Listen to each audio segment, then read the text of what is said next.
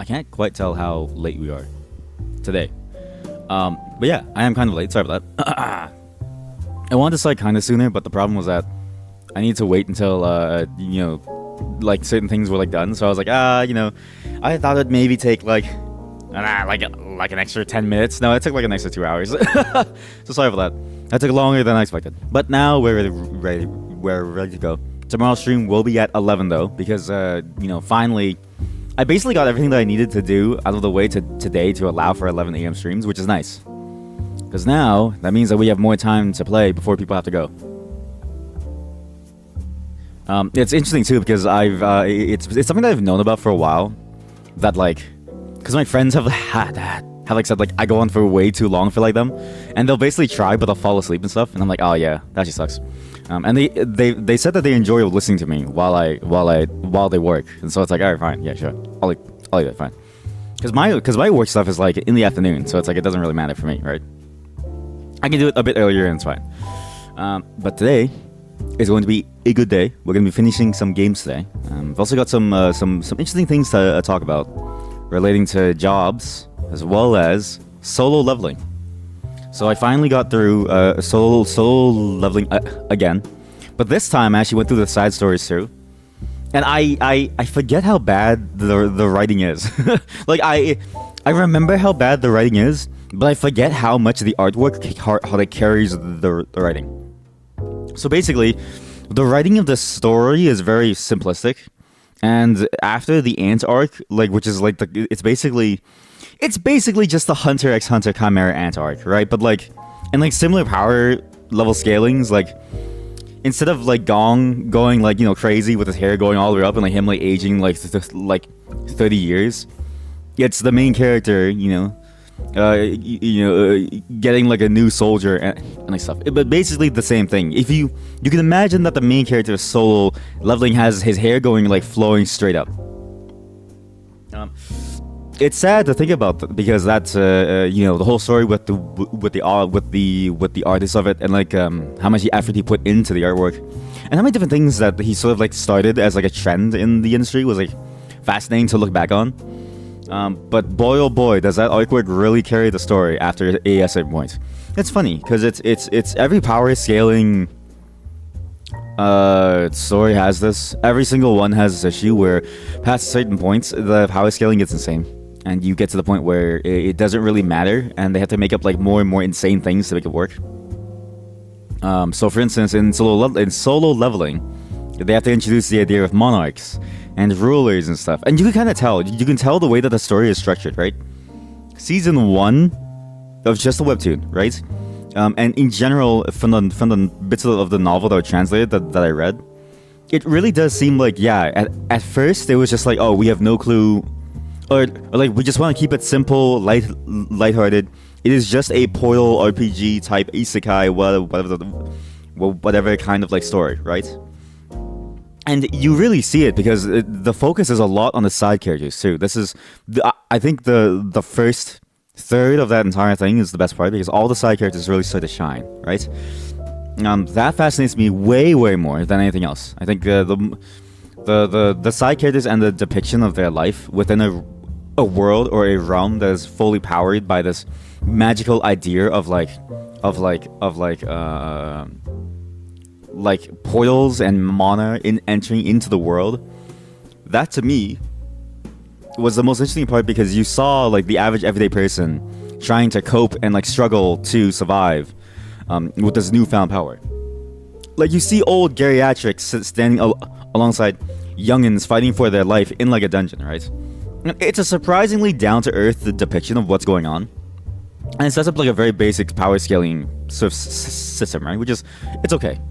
But it's the thing that I find interesting about it is the same things that I find that Astro Libre kind of fails at too, and like just any story in general that has this like idea of like, and then the next part. They all suck at carrying forward the lore that they built, and they use a lot of contrivances to bring them to life.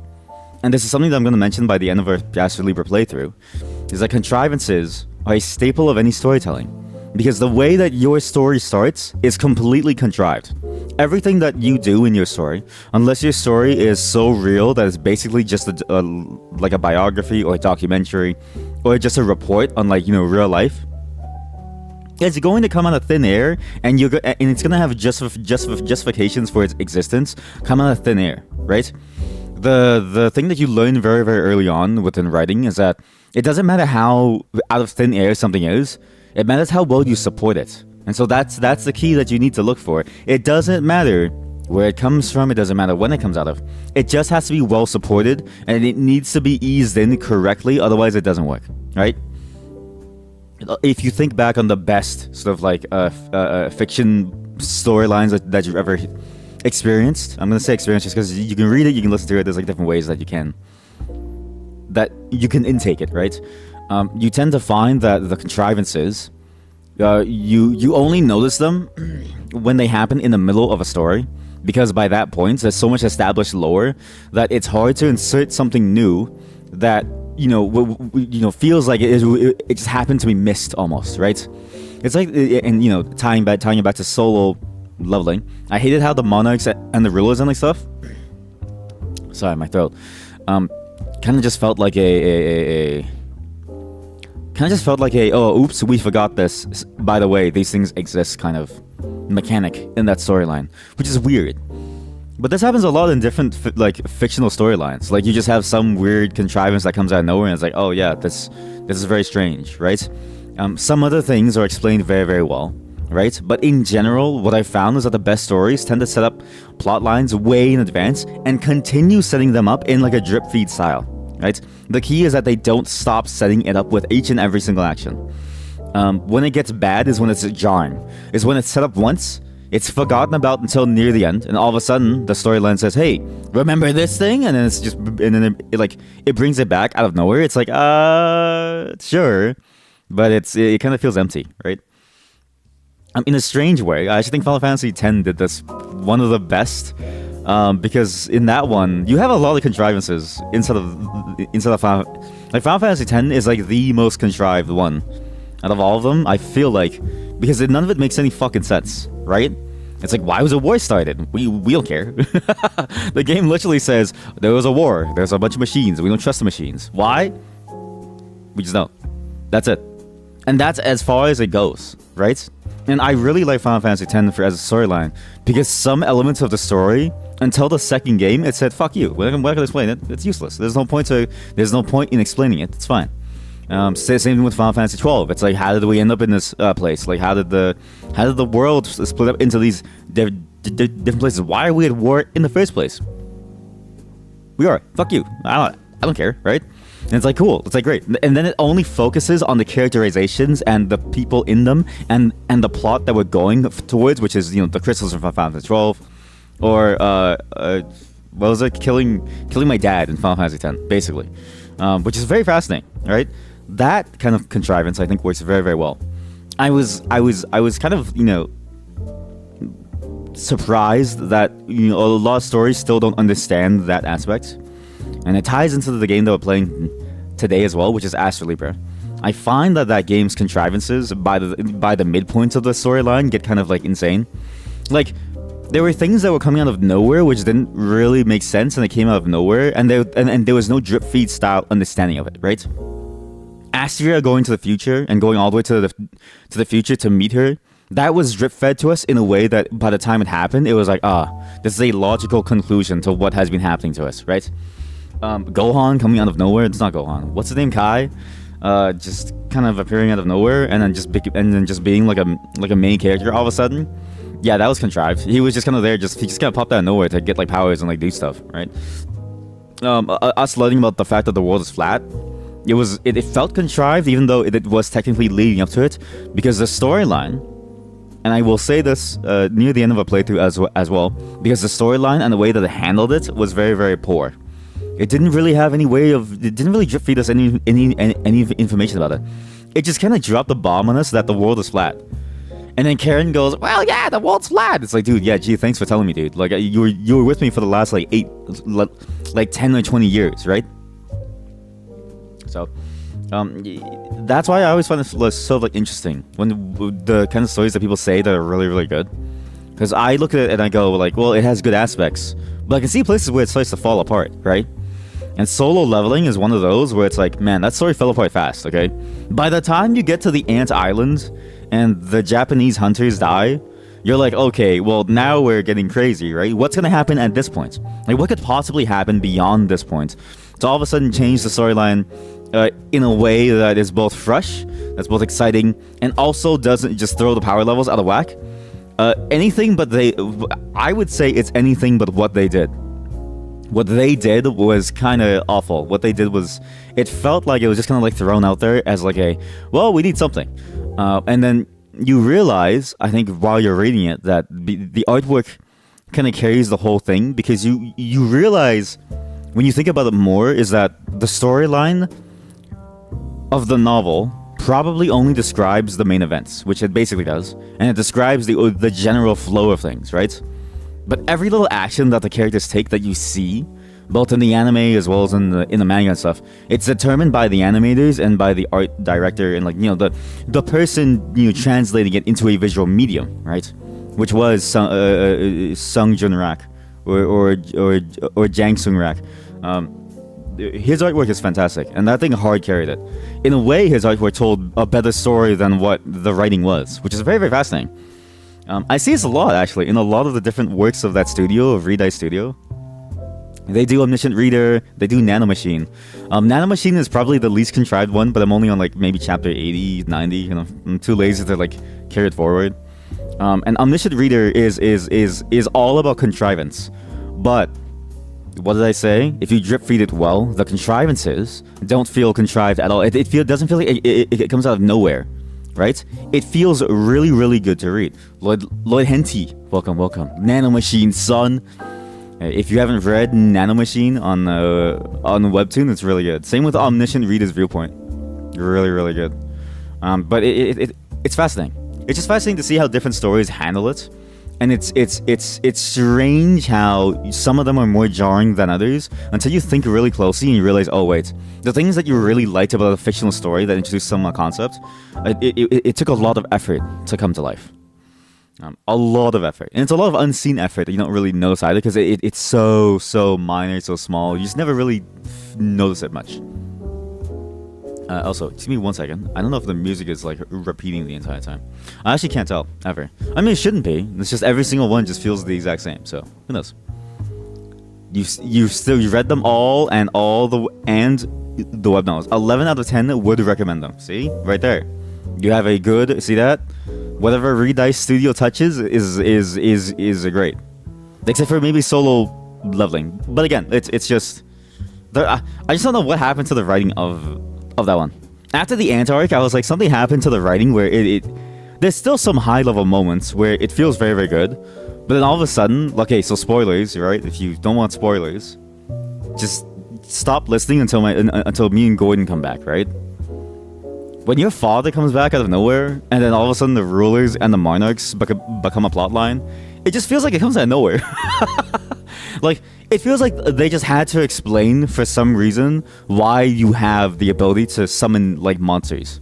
That's what it felt like. It just it felt like, okay, well we're going with this plot now, and I can't let go of this like plot, so we have to explain why we're a necromancer and why we're the only player, which is fine. But you will get to this point where it's just like, okay, well now it feels like a bit too much. But so far, at least, Omniscient Reader and Nanomachines, where I'm at, seems less contrived and like very, very good. So highly recommend those. Another interesting topic that did come up in discussions with my friends was the idea of like jobs. So I've got one friend. He's very good. He's good at what he does. He actually doesn't. I feel like he doesn't get as much as he deserves in like life, in the sense of like he doesn't really. It's hard for him to get the rewards that he deserves in like life, because it's so complicated, right? He runs his own restaurant. He's very good at cooking. I kind of wish that he wasn't roped into very bad deals, and I kind of wish that he was also more ruthless about taking bad deals. So the thing that I noticed very quickly and early on between me and certain friends is that If somebody gives me a raw bad deal, I just stick my middle finger up and I go, I'd rather be homeless than like deal with you. And that's basically always worked for me out of sheer luck, right? And I recognize the amount of sheer luck that's taken. My friend, however, has had an unlucky set of circumstances. And they've also tried to push themselves in a way that they want to like prove things, I think. And so they end up in this place where they've had to run their own place, right?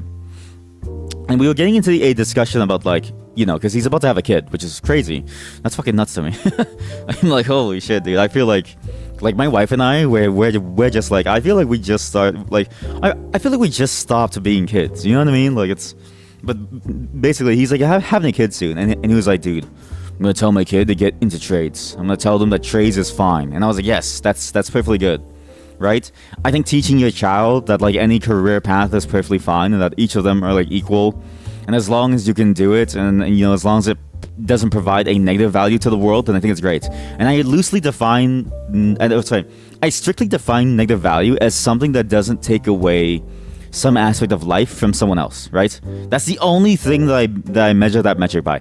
Everything else is kind of like, it's tricky, right? Even creating like a gambling tool is like very tricky. In the sense of like, you know, I can see why somebody would want to try their hand at it. Even though I don't agree with it, right? It's not enough for me to go to outright say we should ban it, right? It feels like too much of an overreach. But, you know, working on rockets and stuff that don't go to space and go to someone's head, I'm kind of like, yeah, maybe we shouldn't get our children to work in that. Like we've got a long way. We can use diplomacy for many things, many things. Obviously, some things are boring, but I won't get into that. And then he started going into a further rant of like, yeah, office work isn't shit. Like it's useless, and like a whole bunch of these other like diatribes about different types of work. And I had to remind him that like, hey, like, because like this is something that I find that's very common within both people in my age group, as well as just people in general out there.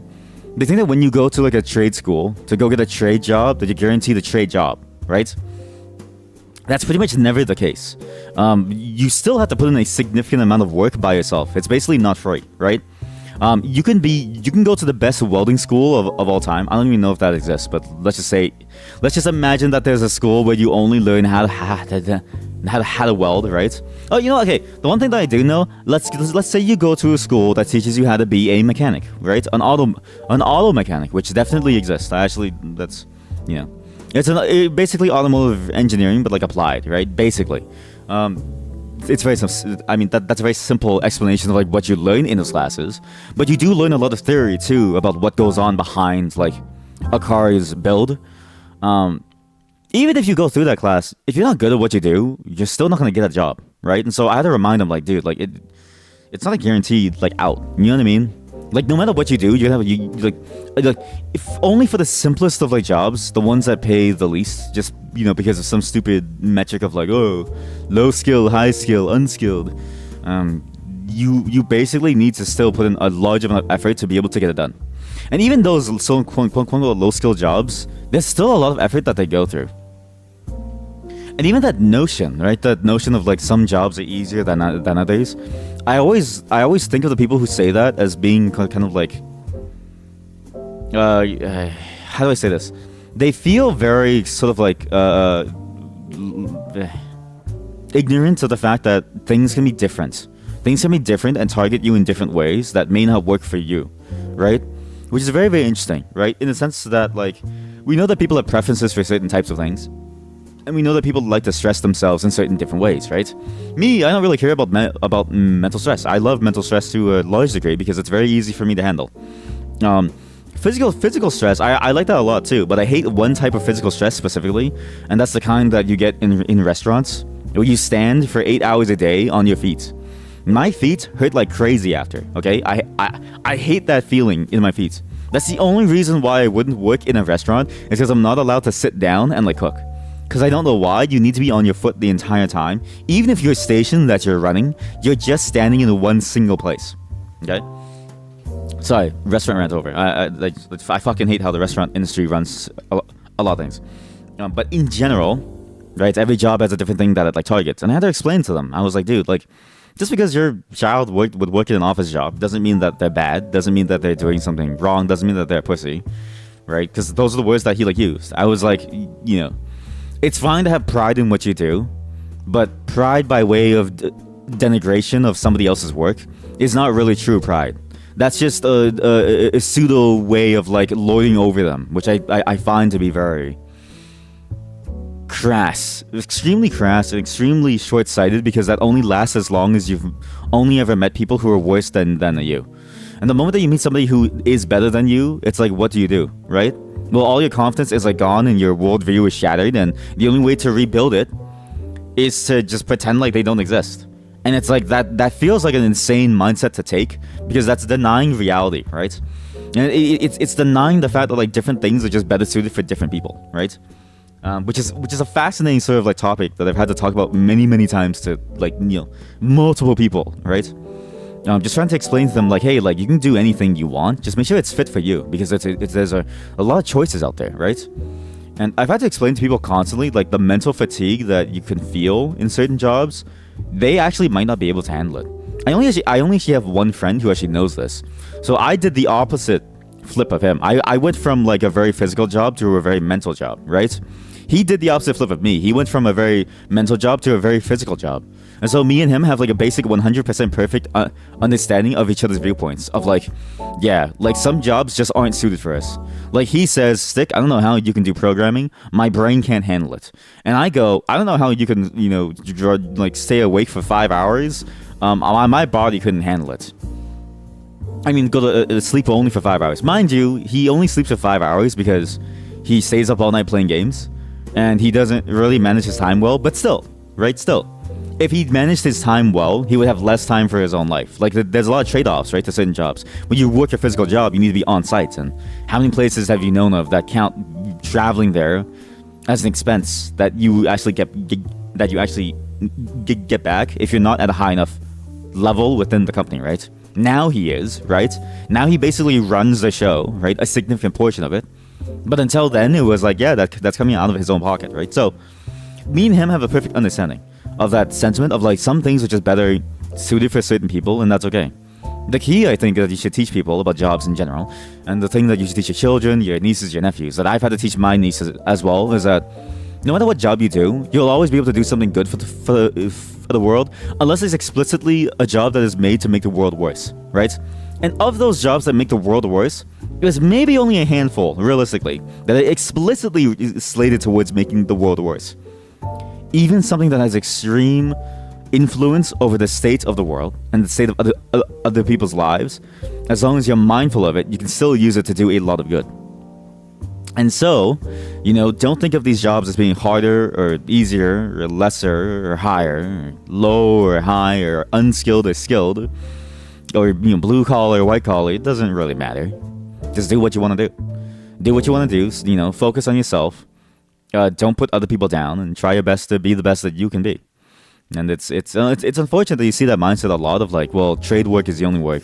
And also like or also the flip side, office work is the only work. And like, why would you do X when you could do Y, or why would you do a Y when you could do X? And it's like, dude, like it's all just work, man. It's all just work. It's all just jobs. Like, just choose the one that like best suits you. I'm glad that I was able to talk my friend of it, because as you get older, you realize how many of your friends would be shit parents. I'm just saying. You realize how many of your friends would be absolutely shit parents, right? And how little thought that they've put into raising a child. And you're like, holy fuck, dude, you're about to raise a child. You're about to decide the trajectory of this living being. And you have no fucking clue what you're talking about. What the fuck are you doing? Like, it's so stupid. I hate it. And they're great friends of mine. Right? Really great friends of mine. Like, I've known them basically my entire life now. But even I look at them and I go, that's the dumbest shit I've ever heard. And if your child knows this, they're gonna be a fucking menace. And I don't want to deal with your fucking menace of a child, so shape up. Like, Jesus Christ. Like, holy moly. Like, imagine some kid that just like comes into your place and says, and just spits on your shoe and then goes like, my dad said trade work was the only work. I need a fart. Yeah.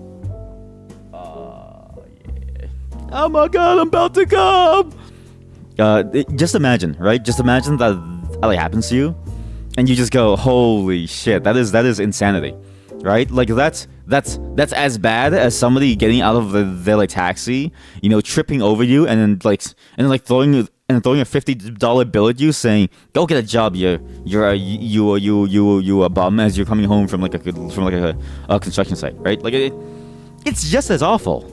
And I told him, like, you're gonna raise a child just as awful if you come up with this mindset. Like, that's so fucking stupid.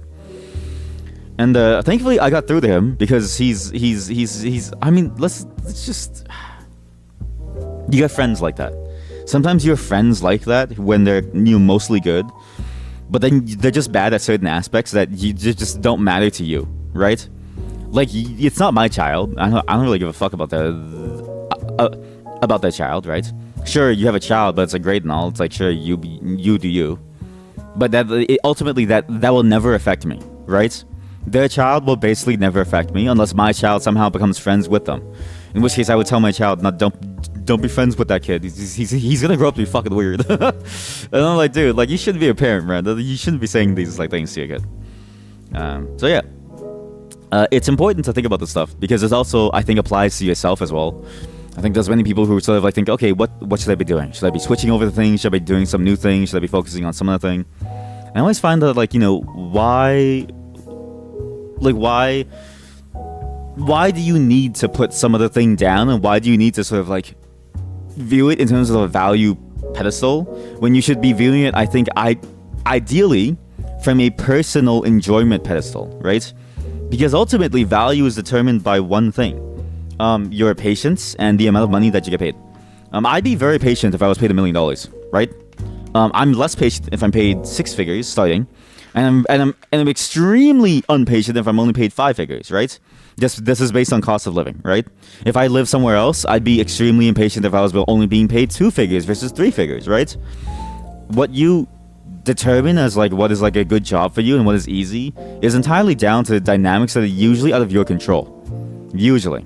Unless you yourself are going to be like the next major visionary or world leader. Sorry, I'm crumpling a chip bag because I forgot to clean up. My bad. Ooh, yes, I love noise in the middle of the stream. Yes. Then ultimately you should think about focusing on the things that you can control. And the one thing that you can control is your enjoyment, your interest, your enjoyment, your fascination into a certain topic. We're going for world domination tonight. Got it. Welcome. Yes, we're going for world domination. I mean, look, if you can dominate the world and give us all 6-figure salaries, I would 100% vote for you. 100%. I'd be like, yes, that's what I'm talking about. Yes.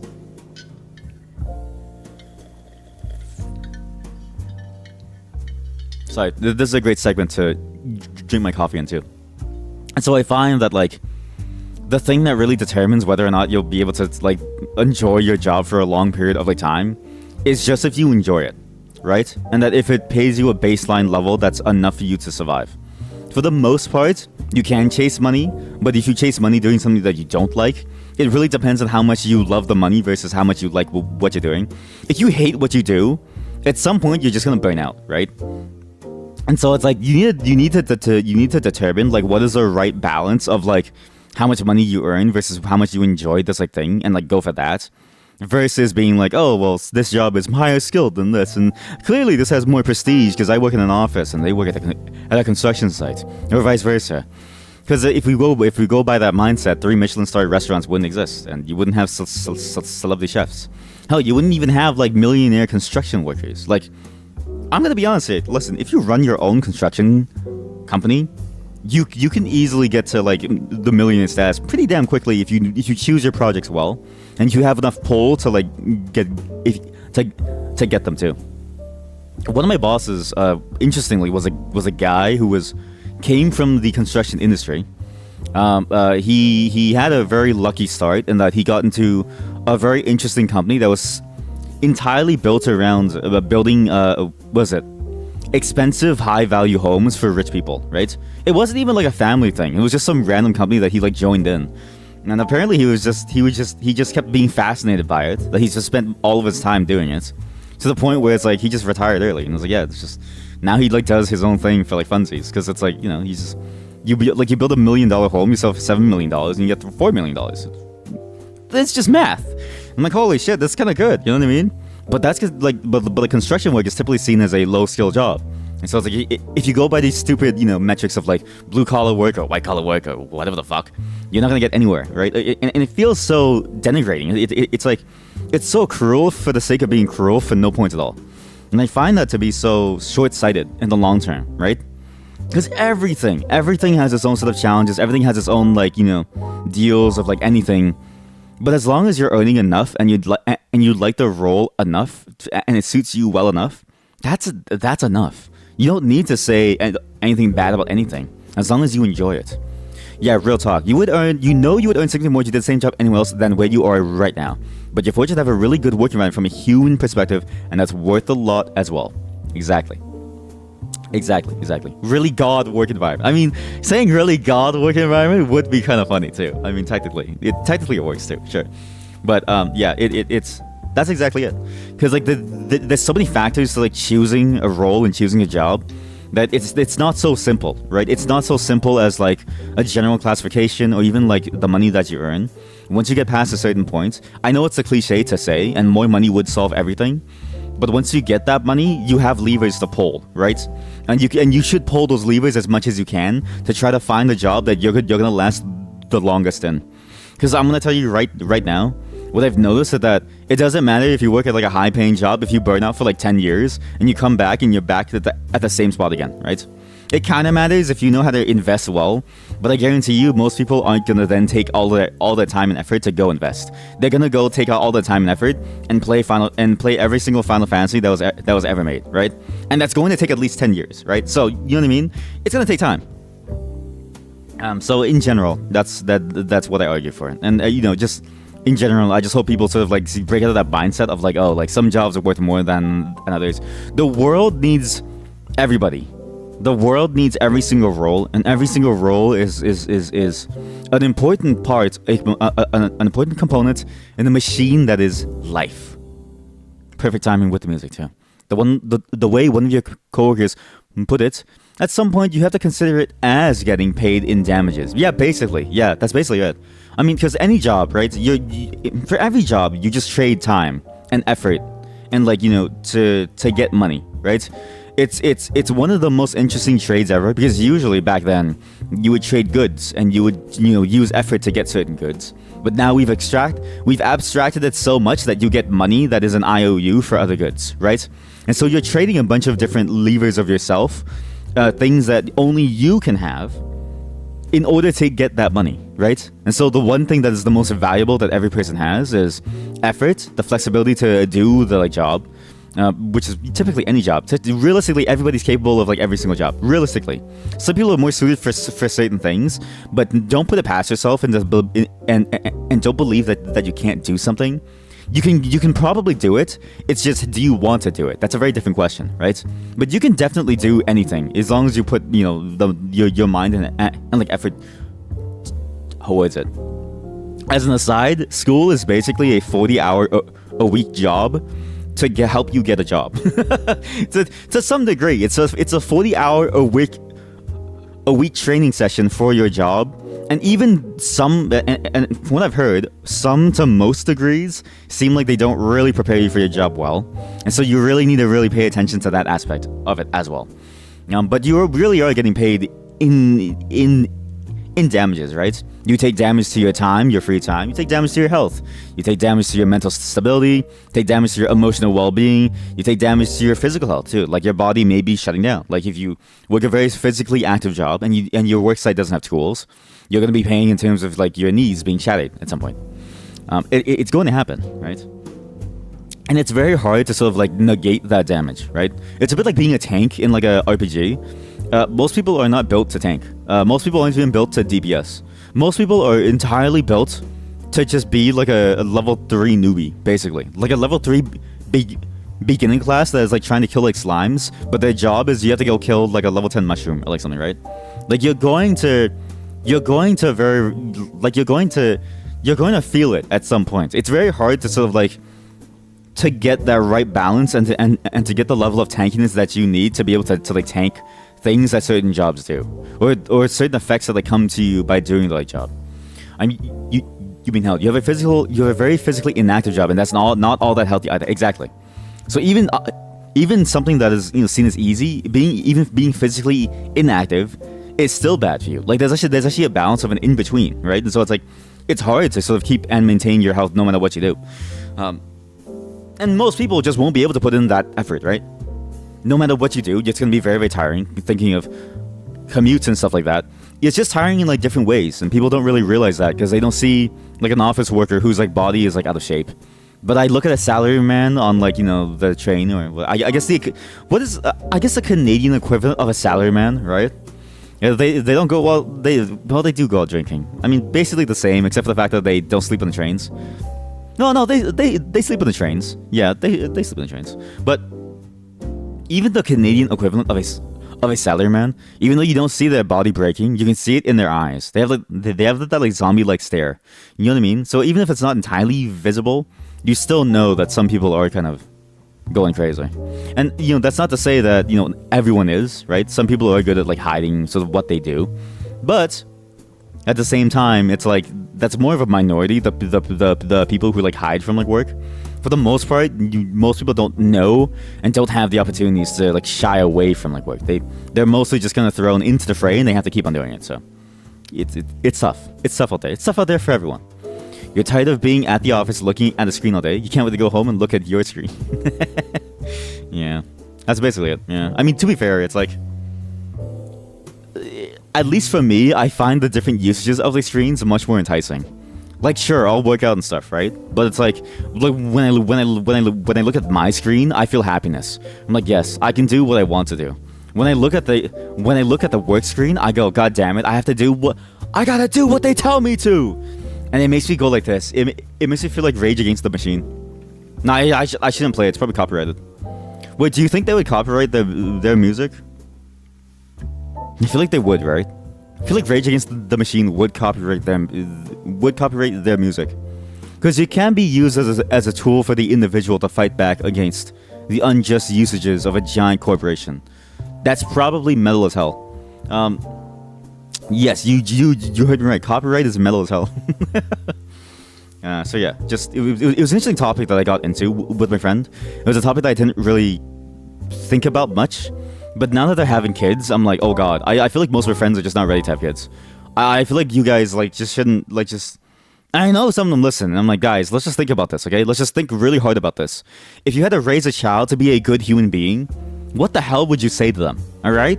And if your way of saying something is the same as putting down another group, then maybe you're not as good as you think you are, and maybe you shouldn't have a child. It's weird too, because like back then, having children was a very automatic choice. At least that's what it felt like. It felt like you had to have a child to be like a very normal person in society. And realistically, having children is still the norm the norm now, right? But I find that now, at least, maybe it's confirmation bias. Maybe it's just because, like, when you live in it and you get to that point, like maybe me born 50 years ago with my wife, we still would have made the exact same like choice of having no like kids, right? But it feels like now you have more choices and you have the ability to not have a child. To basically tell people, like, no, I'm not going to have a child. And yes, I will live my life happily. And yes, I will have money. And yes, I will not buy diapers, right? I will not spend upwards of 5 figures a year on diapers. I'm good. But also, I just won't bring a child into this life to, like, teach them things. And it's like, I think it feels, at least for me, it feels like, I have the ability to now say, like, well, I'm not ready to have a child. I can't really teach them things, so it's better for me not to have one. Because then it's like, there's no point other than just throwing them into the fray. And there's other ways that I can help people, right? There's like other ways that I can make the world better. And like having a child doesn't necessarily mean that it will be better. It just means that there's another mouth to feed, potentially, right? If I do it poorly. You are the child. You don't need another one. Exactly. That's how we feel like, right? It feels like we were just kids. It feels like we were just kids yesterday. You know what I mean? Like, my wife and I talk about this all the time. Where I was like, we feel like we were just children the day before, and now all of a sudden our friends are getting like getting married is like one thing. I think a bond between two people is very different than like bringing a life into it, right? That's a very scary prospect. And I count life as in like when you're born or like close to like born. I don't count it as like the crazy part where you can't get an abortion and stuff. I think you should have.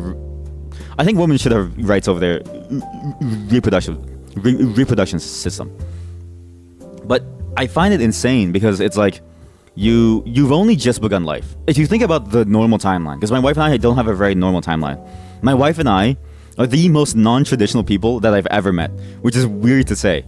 Like, I dropped out of school in high school and I just started programming. My wife does her own thing. I can't really say much about it, but she does her own thing, right? And so it's like out of nowhere, both of us didn't go through the usual pipeline. But the pipeline usually ends when you're 24 to 26. Like, think about that. The pipeline usually ends when you're 24 to 26. And that, for me, would have been 3 years ago. I would have only started feeling like an adult, really, like 3 years ago. Because that pipeline of, like, post-secondary stuff, that's when you start to, like, practice your skills that you need to go out there, right? I mean, 22 to 26, it really depends on your program. 4-year program would be, like, 22, 23, 24, depending on if you take, like, a gap year or two. And then 26 would be, like, if you take, like, into, like, a master's or, like, something. But still, like, some jobs require you to have, like, a master's. Like, I got a friend who's in biology. He needs to get, like, a master's to get, like, a good role here in Canada. And for him at a bachelor's level, he'd have to move because his school didn't set him up with any good opportunities, right? Like, it's, again, that's a whole other discussion on, like, you know, the value of schooling and what you need to look at as both a student but also as a shopper of, like, your school. But imagine you going through that typical pipeline, okay? You've only had 2 or 3 years out into being an adult, and all of a sudden you're having a child. It's like, what are you gonna teach your child? You haven't even lived life yet. And I'm like, holy shit, like, what do you even know to, like, teach your child, right? At that point, you know everything that the world has given you. That's the scariest part about that I think that level of uneasiness of being unable at that point to draw sort of, like, data sources and, like, think hard about things. Like, I feel like at that point you lack a lot of critical thinking that you would need to survive in general and that you learn over the years, right? But now you need to have those skills on top of having to, like, you know, raise a child. It's like, holy shit. Like, you're learning at the same time that your child is, and you're passing down your learnings as you learn them. And guess what? While you're learning, you're bound to make mistakes. And so to me, it's insane that people have children so early almost. Like, it feels like you should wait until your 30s to like, have it. But even then, it's like, you might not still be even ready at that point. It all depends on your living situation, right? Like, it's very difficult. So I'm always like, damn, like, it just feels like children raising children. Which, you know, looking back at it, it basically was, right? I mean, depending on where you're from, it basically is, right? For the most part, a normal, traditional, sort of, like, I don't know, like normal modern education pipeline. This is say modern because it's, like, based on timeline. It's just based on timeline. Like, back then, there just wasn't enough time because you would have to go to war or something. But now, it's like you have time now, right? It's very different. Not to mention, the relationship is something that can change, grow, and etc. How would the people involved feel? Having a child, you're not getting out of that one. Exactly. Like, that is a lifelong responsibility that you now put on yourself. It's like it's even worse than having a dog. Because a dog, at the worst, you can actually just give a dog to, like, a shelter or to someone else, right? It'll hurt a lot, but still, you can do it. But to put your child up for adoption when you have all the means to take care of them, but you just don't want to, that's literally impossible. I'm pretty sure that's, like, literally impossible in the sense of, like, they won't let you. But I haven't looked at, like, you know, like, I've never looked at what it takes to put, like, a child up for adoption. I've only heard from, like, cases and stuff like that. So it's like, you're basically stuck with a child for the rest of your life, and you need to deal with them forever. And so it's like, oh my god. And then to hear, like, the way my friends talk, and it's the friends that are going to have children, that leads me into this whole rant about jobs. It makes me go, like, maybe we should stop nutting in our wives, alright? Maybe all of us should stop collectively nutting in our wives, right? Maybe you should stop nutting in your wife. I'll do it. No, I'm just kidding.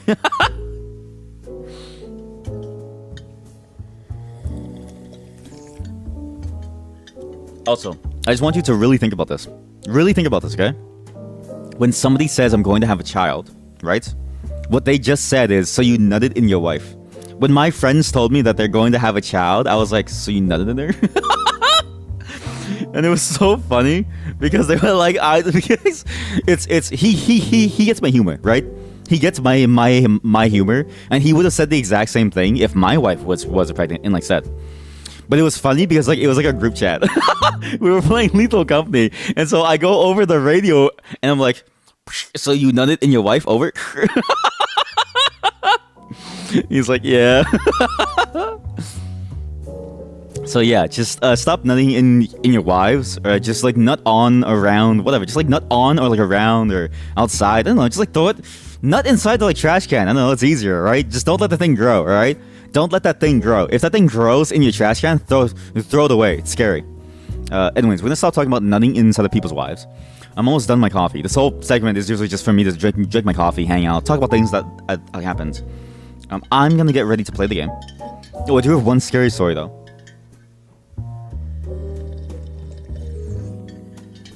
Alright, so yesterday we were playing some scary games. And my family is on vacation.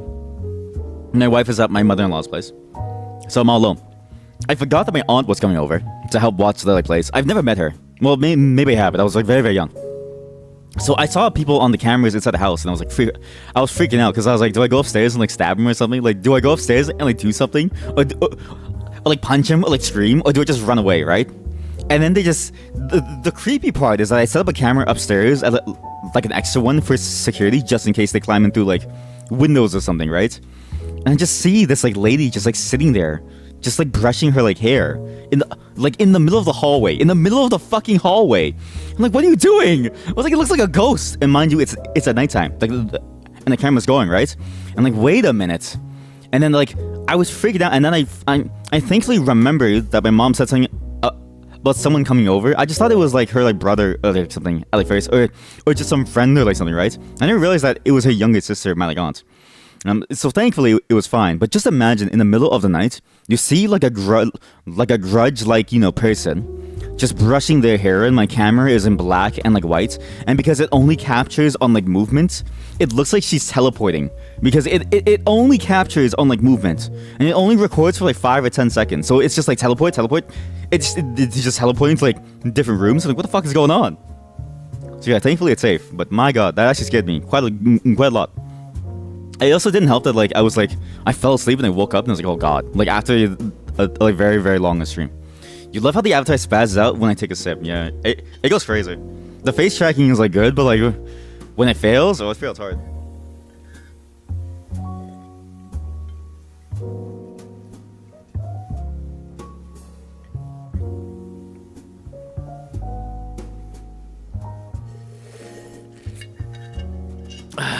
That's just the caffeine entering my veins.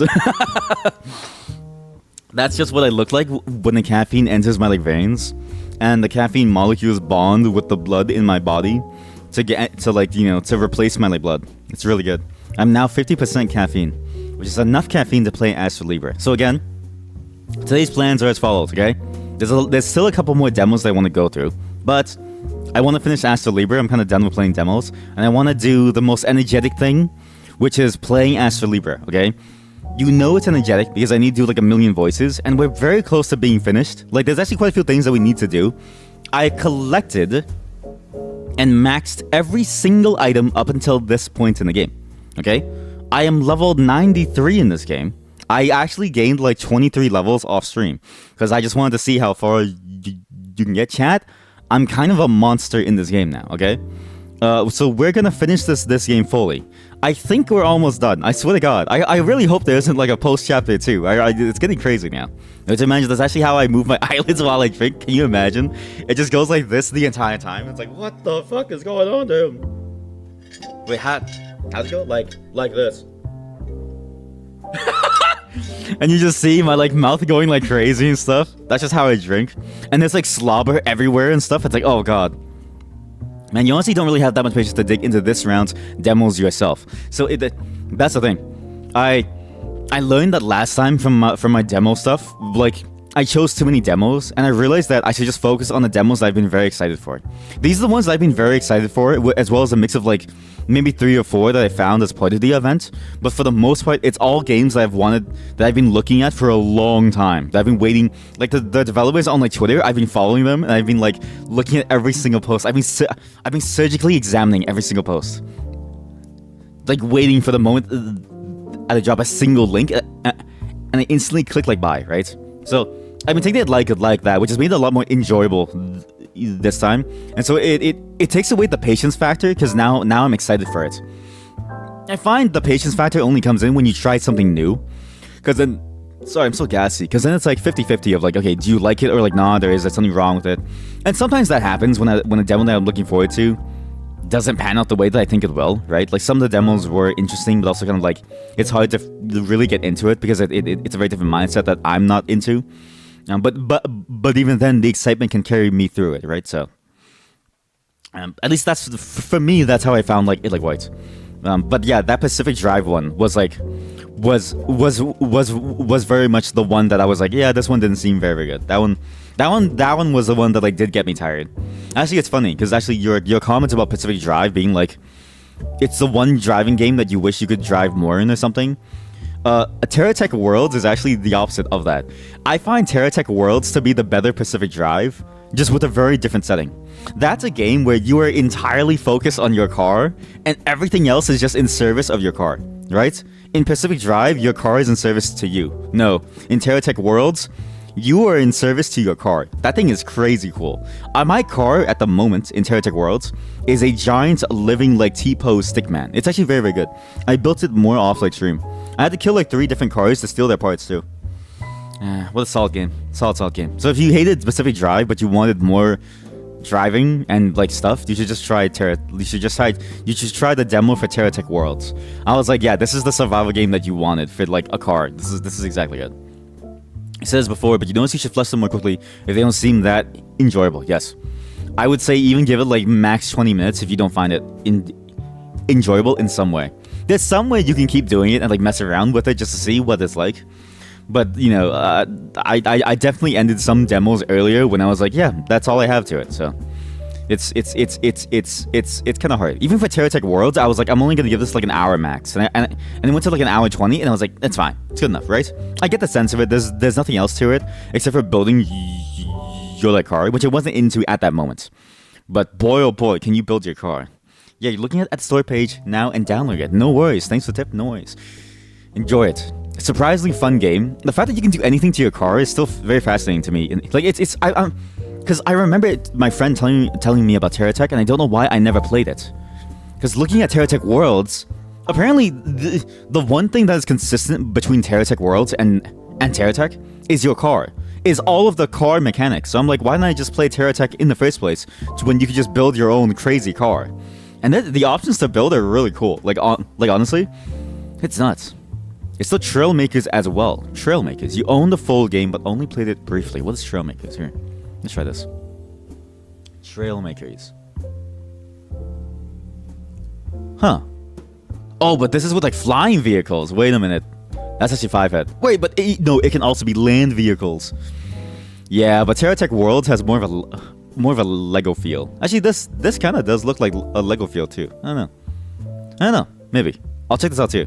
Because this one also does look interesting. The problem with these games is that like I find it hard to like have like, you know, to be interested in something that is entirely about just building something.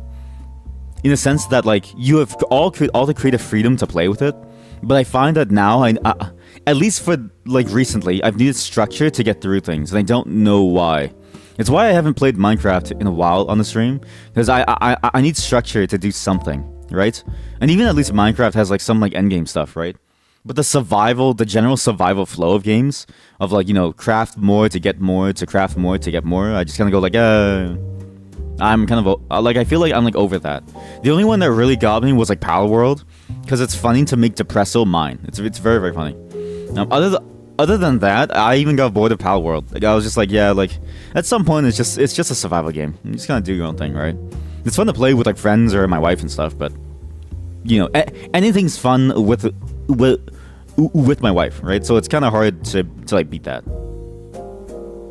But yeah, I will probably eventually check these ones out. Maybe not for too long, but eventually, because I've been curious to see what other like complex building games there are out there.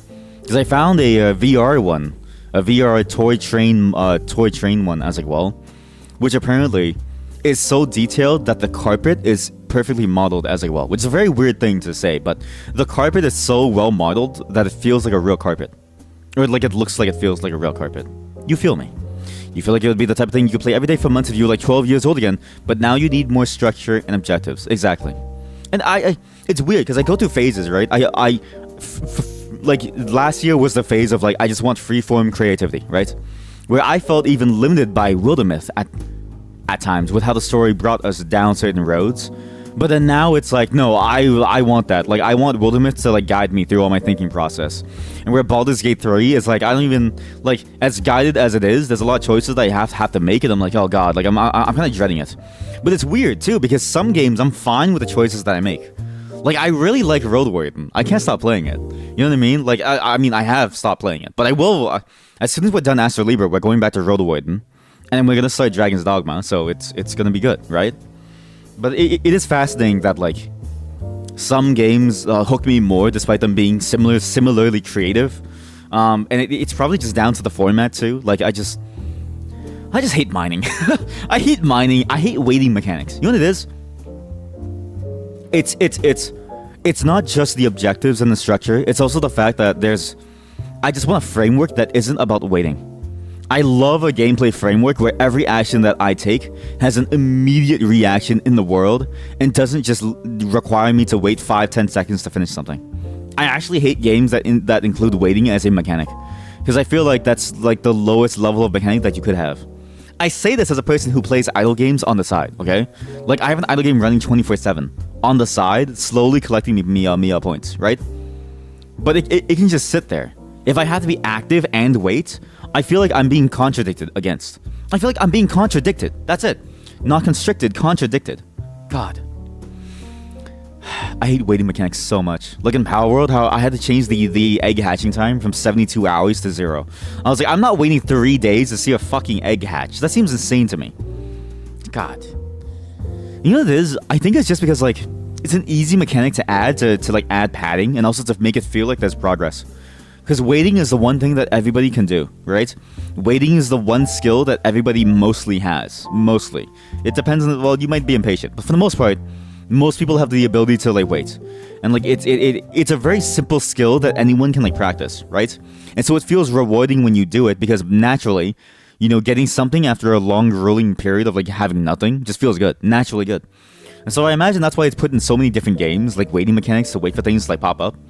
Because it's so easy in, like, playtests to make players go like, God, yeah, it felt so good to wait 5 seconds for a thing. Like, I like, during the 5 seconds, I was agonizing. I was thinking of uninstalling the, like, game and, like, you know, refunding it on the Steam. But then when the 5 seconds passed and I got stuff, I was like, yes, I love it.